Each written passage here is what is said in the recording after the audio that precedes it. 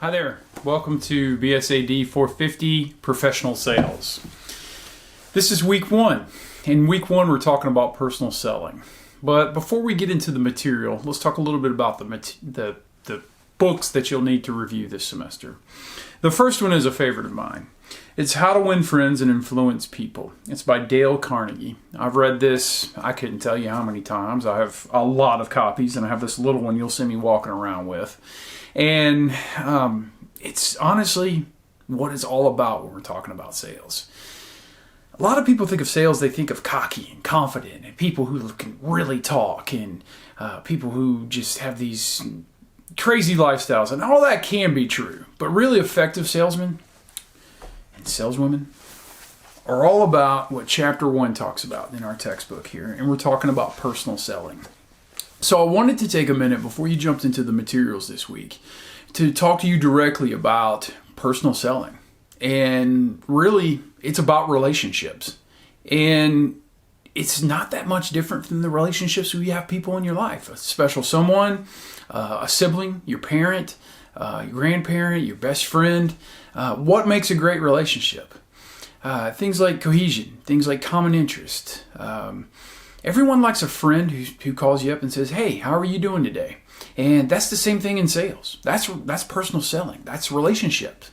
You guys always know, I'm an economist first, but I had 10 years in sales. Worked with a variety of companies, from a lawn and garden company to pharmaceutical companies to selling home health and hospice.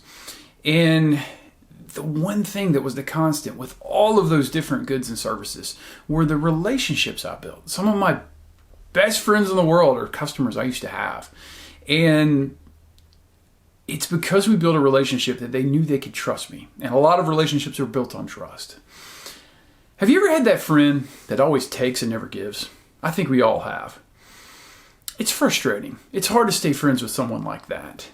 And someone who takes and never gives doesn't serve you. They're not a servant. They don't really worry about how your day was. They don't understand your problems. They don't care to understand your problems. But if you go through and you have what I call a Philippians 2, 3 through 4 attitude, which means you come to serve others and you take interest in others. You ask people what their struggles are. You should ask your clients, what's their biggest challenge? The temptation when you become a professional salesperson is they're going to train you up on how to be really great with your glossy. They're going to give you a little handout, a little folder to tell them about how your product or service is the best out there. That is the last thing your customer wants to see when you roll through that door. And if that's all you do, they'll grimace when you come in. But if you take time to build a relationship with them, if you listen to what their needs are, you'll make sales.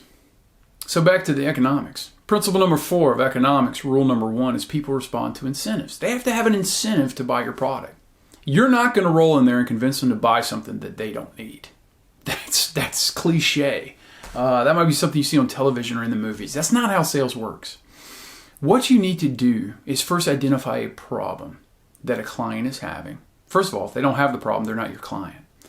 But if they have a problem that you can solve, and you can relate to them, you can listen to them, you can ask them about their problem before you even mention their product.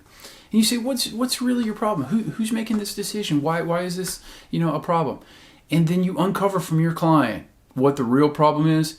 You can address that problem with a solution, and then your product or service will sell itself. So let's get started. I think back to my sales career, and there was nothing more difficult to sell than hospice services.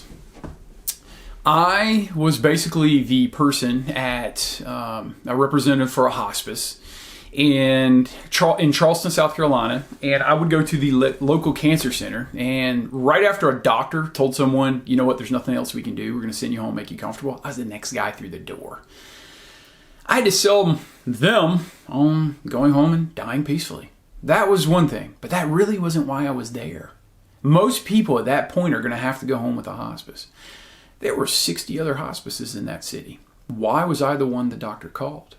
Well, it wasn't the doctor. It wasn't the patient, although we want to take care of both. It was the nurse case manager. And how did I sell my services to them? I got to know her. She was a single mom with 2 kids, one in elementary school and one in middle school. How did we get to know that? Because we had conversation. I built a relationship first. You know what she needed? She needed to go home at 4:15.